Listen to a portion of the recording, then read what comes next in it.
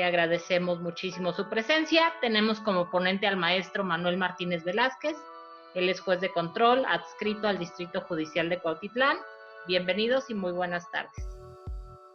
Como ya lo ha referido mi presentadora, su servidor, el maestro en juicios orales, Manuel Martínez Velázquez, actualmente juez de control en el Distrito Judicial de Cuautitlán, Estado de México. El día de hoy vamos a hablar sobre el tema de los medios alternativos de solución de controversias. Para hablar de este tema de los medios alternativos de solución de controversias, es necesario, primeramente, establecer la existencia de los mecanismos alternativos de solución de controversias, por una parte, y por otra parte, de los medios alternativos de solución de controversias. Si bien estas figuras jurídico-procesales son distintas, cierto es que tienen la finalidad común de llegar a la solución de un conflicto desde su aspecto social y desde su aspecto jurídico. Por ello podemos establecer que tanto los mecanismos alternativos de solución de controversias como medios alternativos de solución de controversias constituyen medios de control social, es decir, mediante la aplicación de estos mecanismos alternativos de solución de controversias y estos medios alternativos de solución de controversias, así como la aplicación del derecho penal, pues se logra la solución de un conflicto social y un conflicto jurídico. Y por ello, pues, vamos a iniciar mencionando que la naturaleza de estas figuras jurídico-procesales, pues, es precisamente la de un control social. Ahora bien, ¿por qué es necesario hablar sobre la existencia y diferencia tanto de los mecanismos alternativos de solución de controversia y de los medios alternativos de solución de controversia? Es importante por dos aspectos. El primero de ellos lo es precisamente, pues, que son figuras diversas. Los mecanismos alternativos de solución de controversias lo son la mediación, la conciliación, la junta restaurativa, y estos se encuentran previstos en la Ley Nacional de Mecanismos Alternativos de Solución de Controversias en materia penal, y su aplicación corresponde a una autoridad administrativa, esto es, a un centro de mediación y conciliación. Y tiene como finalidad precisamente lograr la solución del conflicto en su aspecto social. Y por cuanto hace a los medios alternativos de solución de controversias, pues estos lo son el acuerdo reparatorio y la suspensión condicional del proceso. Y estos son aplicados precisamente por la autoridad con funciones de la procuración y administración de justicia. Esto es, son aplicados por el agente del Ministerio Público y por el juez de control.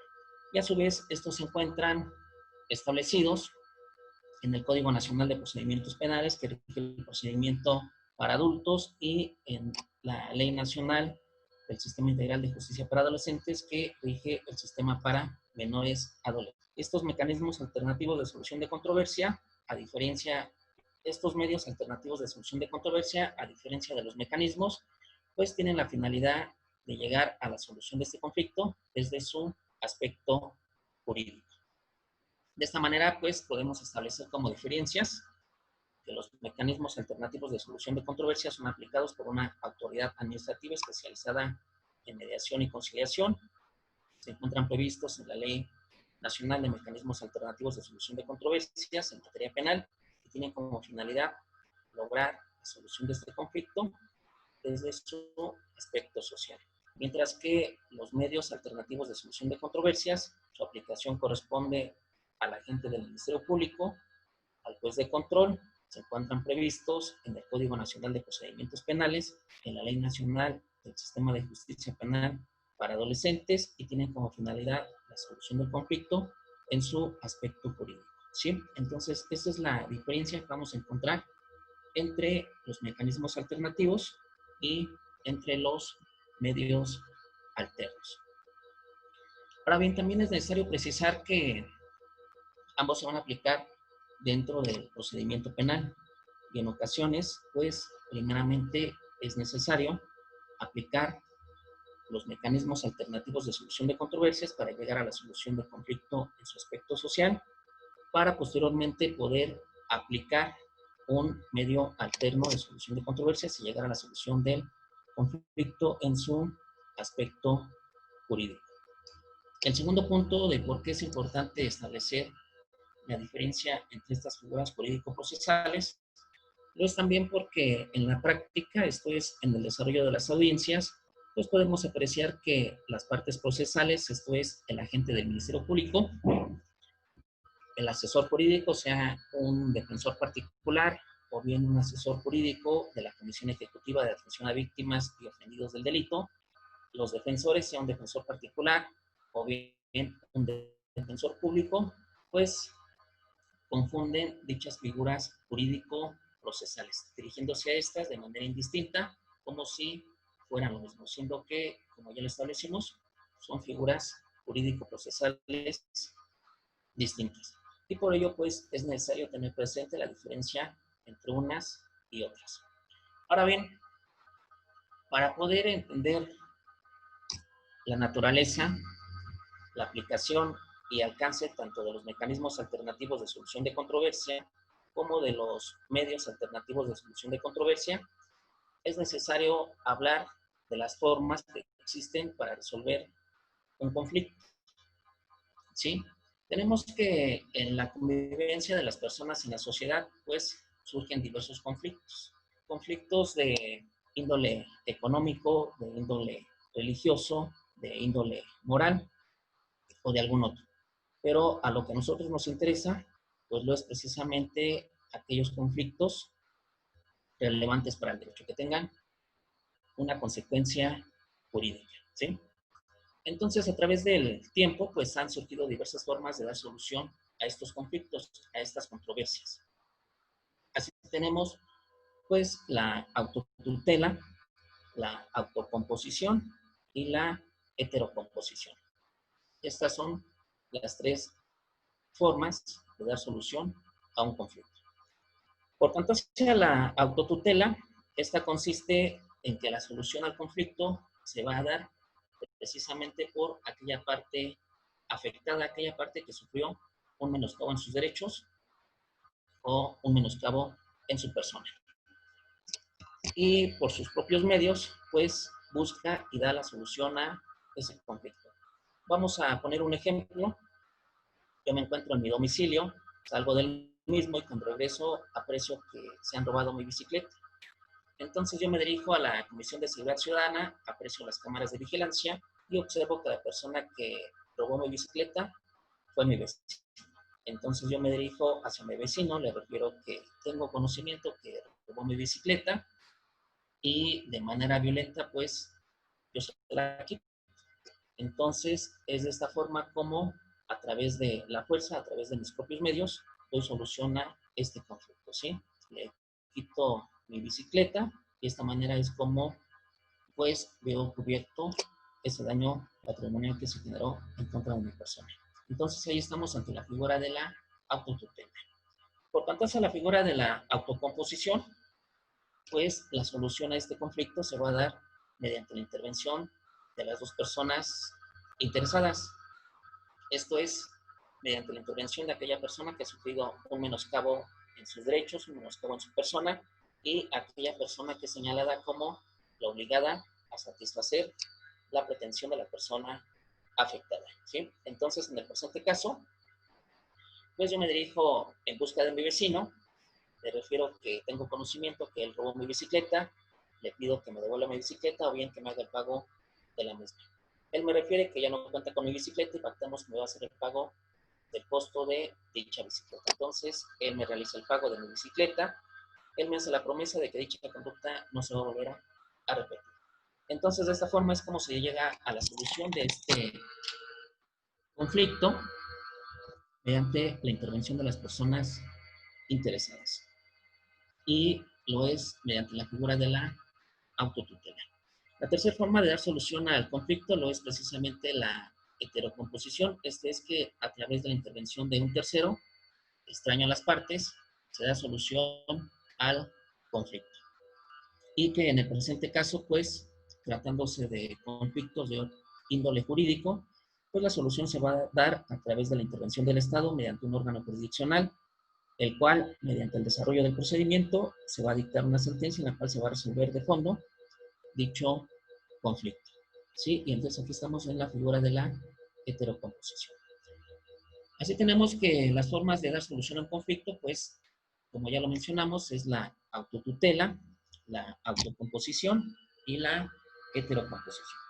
Estas tres formas de dar solución al conflicto se encuentran previstas en la Constitución Política de los Estados Unidos Mexicanos, ya que en el artículo 17, párrafo primero de la Constitución, se establece que queda prohibido a toda persona hacerse justicia por propia mano. Se señala que queda prohibido ejercer la violencia para hacer valer un derecho. Entonces, tenemos que en este artículo 17, párrafo primero de la Constitución, pues se encuentra prohibida la autotutela. Esto es, se encuentra prohibido que las personas se administren justicia por propia mano. Y ello es así porque, correlativo a esta provisión, pues en el artículo 17, párrafo segundo de la Constitución, se encuentra prevista la obligación del Estado de brindar la tutela judicial. Es decir, en el artículo 17, párrafo segundo, pues establece que todos los gobernados tenemos derecho a que se nos administre justicia de manera pronta, completa e imparcial y gratuita. ¿Por qué? Porque es obligación del Estado, pues, brindar esa administración de justicia. Entonces ahí tenemos la figura de la heterocomposición. Ahora bien, referente a la autotutela, esto es administrarse justicia por propia mano, como ya lo referimos, en el artículo 17, párrafo primero de la Constitución, se encuentra prohibida la administrarse justicia por propia mano. Sin embargo, este principio general, pues también tiene sus excepciones. Y ello es así porque, como ya hemos referido, el Estado se encuentra obligado a realizar la tutela judicial de los gobernados. Sin embargo, hay circunstancias especiales en las cuales el Estado no se encuentra en posibilidades de brindar esa tutela judicial. Pongamos otro ejemplo. Yo me encuentro en mi domicilio, en ese momento entran tres personas armadas, comienzan a agredirme, yo corro a mi habitación para ponerme a salvo, en el lugar tengo un arma de fuego y pues respondo a esa agresión y privo de la vida a mis atacantes, ¿sí? Entonces, pues bajo esta circunstancia en la cual el Estado no está en posibilidades de brindarme esa tutela judicial, es cuando nace mi derecho de ejercer mi autotutela, es decir, proteger mis bienes jurídicos tutelados, ¿sí? Entonces, esta excepción pues se encuentra prevista en la norma, como lo es pues la legítima defensa, el estado de necesidad justificante, algunos otros. Cuando el Estado no está en posibilidades de brindar esa tutela judicial, es cuando nace el derecho del gobernado de poder ejercer la autotutela. Ahora bien, esta excepción a esa prohibición, a la autotutela, pues tiene como características de que debe de estar prevista en la norma. Es decir, en los códigos penales se encuentra previsto lo que es la legítima defensa, se encuentra previsto lo que es el estado de necesidad justificante y algunos otros. Y también tiene como característica, pues, que estas excepciones también tienen que ser revisadas por la autoridad. Es decir, lo va a revisar el agente del Ministerio Público y va a determinar en su caso si se encuentra o no acreditada la legítima defensa y si se actualiza, en ese caso, una causa de justificación. Para el caso de que el Ministerio Público no lo establezca de esta manera, pues va a judicializar el asunto y ya será el juez de control quien en su caso al entrar al estudio determine si sí o no se actualiza la legítima defensa y en su caso, pues si se acredita o no una causa de justificación, ¿sí? Entonces, pues tenemos así que la autotutela se encuentra prevista en el artículo 17, párrafo primero de la Constitución, donde se establece que la misma se encuentra prohibida, salvo sus excepciones, como ya lo hemos visto. La heterocomposición se encuentra prevista en el artículo 17, párrafo segundo de la Constitución, donde se establece que corre a cargo del Estado la administración de justicia. Y por contraste a la autocomposición, pues esta se encuentra prevista en el artículo 17, párrafo tercero de la Constitución, en la cual se establece que todas aquellas autoridades en el ámbito de sus atribuciones y en el desarrollo de un juicio o bien de un procedimiento seguido en forma de juicio y siempre y cuando no se afecten los derechos de igualdad de las partes, no se afecte el debido proceso o algún otro derecho, se deberán de privilegiar la solución de los conflictos sobre los formalismos procesales. Entonces, en este párrafo tercero del artículo 17 de la Constitución, es donde tenemos prevista la autotutela. Ahora bien, en tratándose de materia penal, que es lo que nos ocupa, pues en el mismo artículo 17, en su 17 de la Constitución, en su párrafo quinto, se establece que en materia penal serán regulados los mecanismos alternativos de solución de controversias.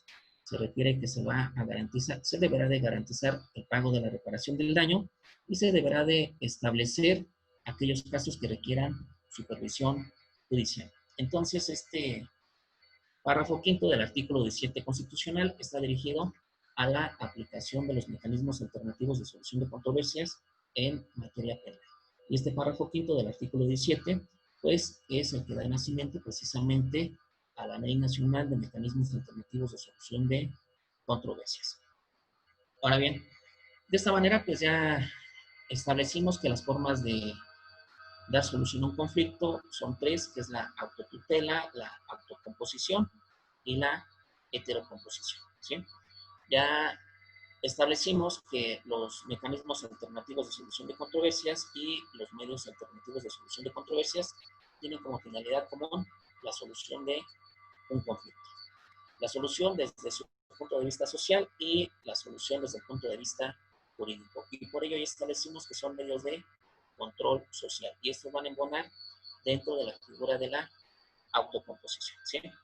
Ahora, es necesario establecer que estos mecanismos alternativos de solución de controversia, así como los medios alternativos de solución de controversia, tendrán aplicación con motivo de un procedimiento penal, necesariamente.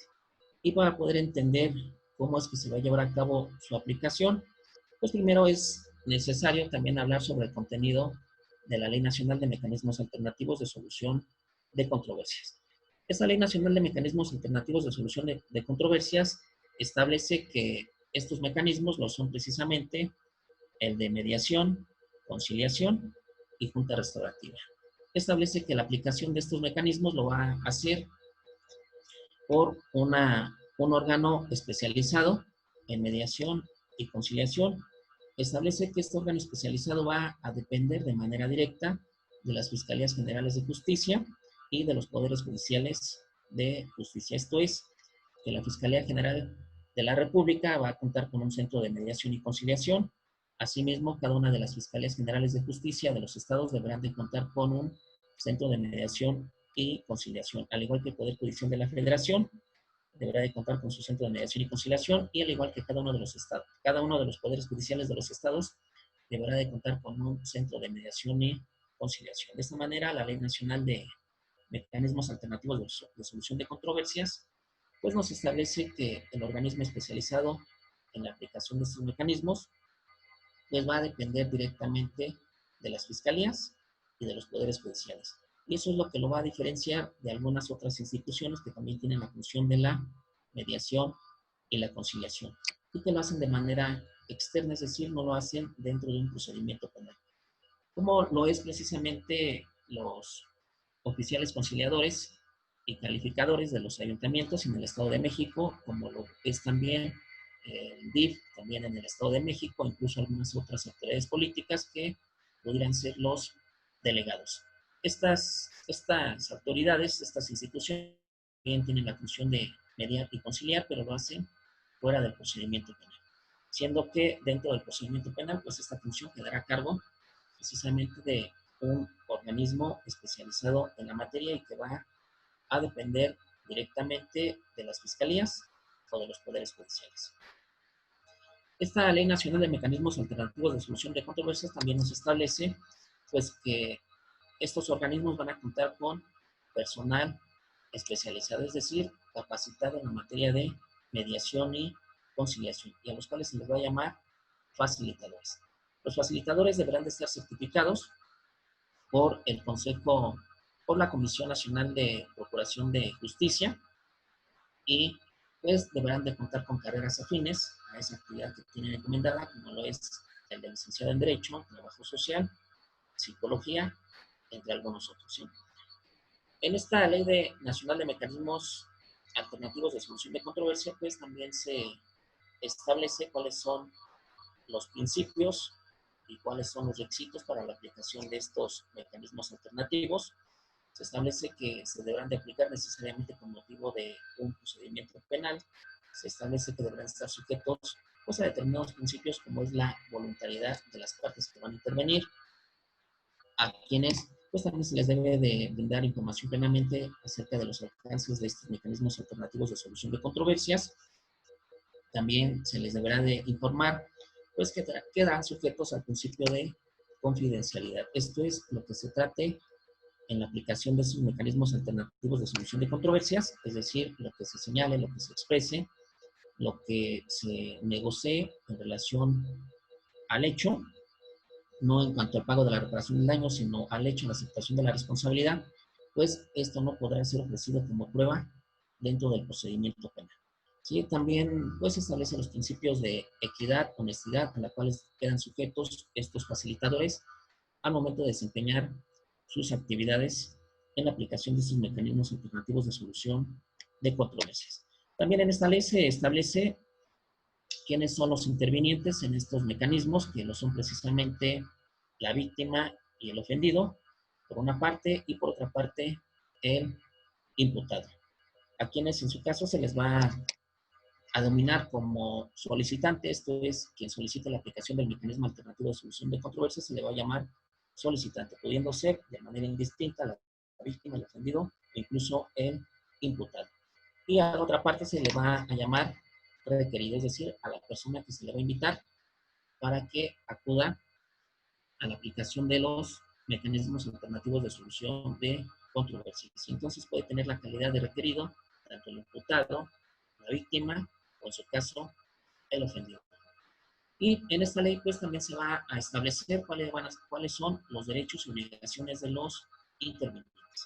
De esta manera podemos concluir que en esa Ley Nacional de Mecanismos Alternativos de Solución de Controversias, pues se establece que la aplicación de estos mecanismos va a estar a cargo de una autoridad administrativa, que son los centros de mediación y conciliación, dependientes de las fiscalías y de los poderes judiciales. Nos indica que contarán con personal especializado, que lo son los facilitadores, quienes deberán de estar certificados por la Conferencia Nacional de Procuración de Justicia. Nos establece cuáles son esos mecanismos alternativos de solución de controversias, que lo es la mediación, la conciliación, la junta restaurativa.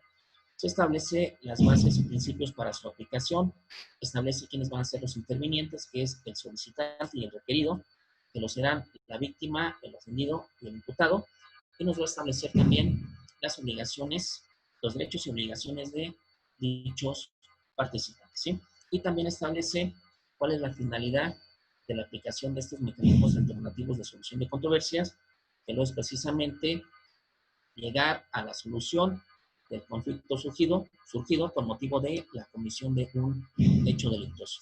Esta solución lo es precisamente en su aspecto social, es decir, las partes, a través del acercamiento, a través del diálogo, a través de la negociación, pues dirimen esa controversia, ese conflicto. Llegan a un punto de acuerdo, se logra un acuerdo con el cual pues, se da solución al mismo en su aspecto social, y ese acuerdo va a ser remitido precisamente al Ministerio Público o al juez de control para que a su vez allá se apruebe dentro de un medio alterno de solución de controversias y se llegue a la solución del conflicto en su aspecto jurídico.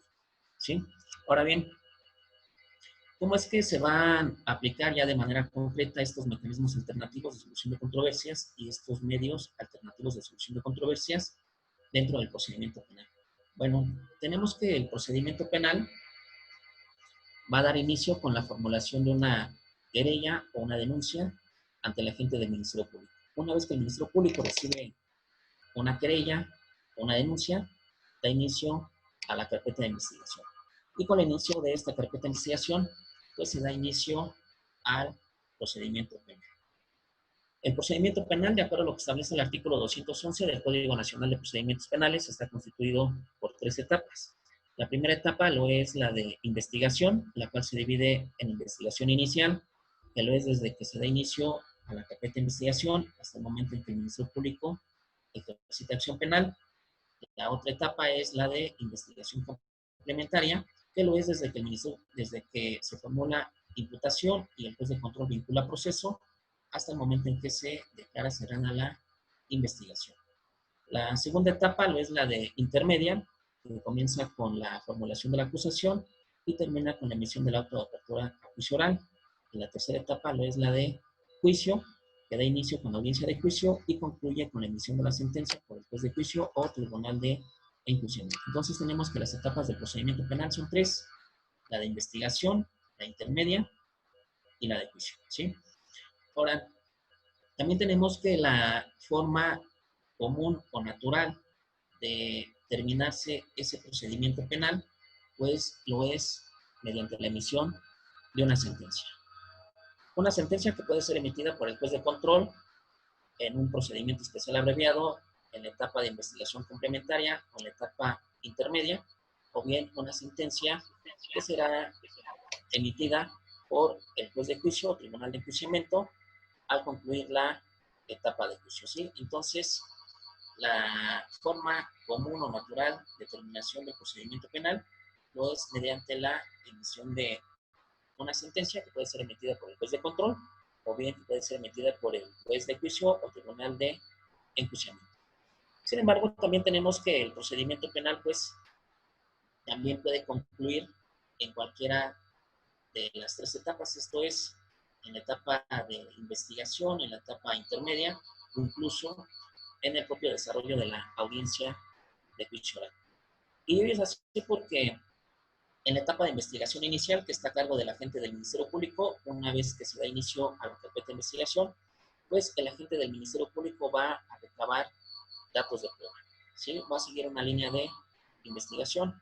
Entonces, pudiera ser el caso que el Ministerio Público en determinado momento ya no cuenta con elementos probatorios para aportarlos a su carpeta de investigación y entonces va a ordenar el archivo temporal de dicha carpeta de investigación. Si esa carpeta de investigación se queda en el archivo temporal, pues va a transcurrir el término para la prescripción de la pretensión punitiva. Una vez que transcurra el término necesario, pues va a operar la prescripción y se tendrá por concluido ahí ese procedimiento. O también pudiera ser que el agente del Ministerio Público, una vez que recabó los datos de prueba necesarios en su carpeta de investigación, pues determine que los hechos en materia de la investigación no constituyen un delito o determine que, de acuerdo a estos datos de prueba, se aprecia extinta la acción penal o se aprecia extinta la responsabilidad penal de la persona investigada. Entonces va a determinar abstenerse de investigar. O bien pudiera ser que de estos datos de prueba, pues también advierta que ha ocurrido alguna causa que extingue la acción penal o la pretensión punitiva y pues determina el no ejercicio de la acción penal. O bien establece la aplicación de un criterio de oportunidad y también trae como consecuencia el no ejercicio de la acción penal. ¿Sí? Entonces tenemos que durante la investigación inicial que está a cargo del Ministerio Público, pues también ahí puede quedar concluido el procedimiento penal, ya sea que se mande el archivo temporal y corre el término de la prescripción, ya sea que se abstenga de investigar porque los hechos no son constitutivos de delito, porque ha acontecido alguna circunstancia que deje extinta la acción penal o la responsabilidad de la persona investigada, o porque no ejercita acción penal por las mismas circunstancias, es decir, que está extinta la acción penal o la responsabilidad de la persona acusada, o en su caso porque aplica un criterio de oportunidad. Ahora bien,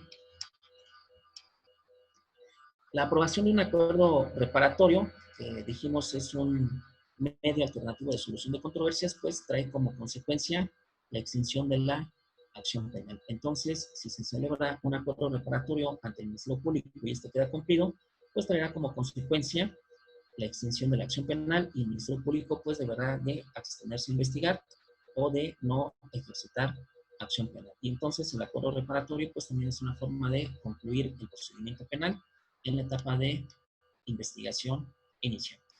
Ahora bien, pudiera ser que el agente del Ministerio Público, una vez que recaba los datos de prueba, pues establece que sí se encuentra acreditado el hecho delictuoso y que de igual manera se encuentra acreditada de manera probable la intervención de la persona investigada. Entonces, ejercita acción penal para formular imputación.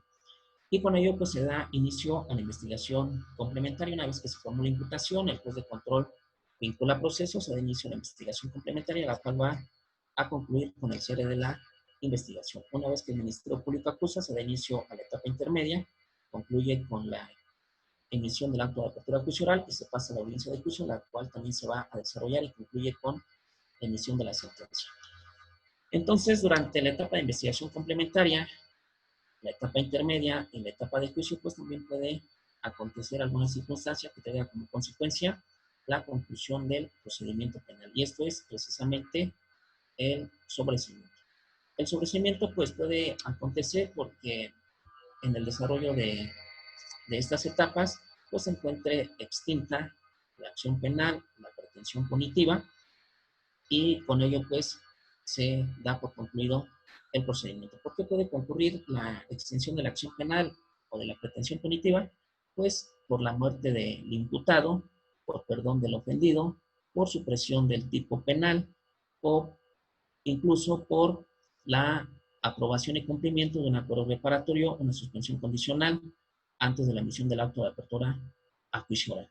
O bien que en la audiencia de juicio, pues acontezca, como ya se refirió, el perdón del ofendido, la supresión del tipo penal, la muerte del imputado, y pues se va a decretar el sobreseimiento. Entonces tenemos que ante el juez de control y ante el juez de juicio, pues el procedimiento penal también puede quedar concluido cuando acontece una causal de sobreseimiento.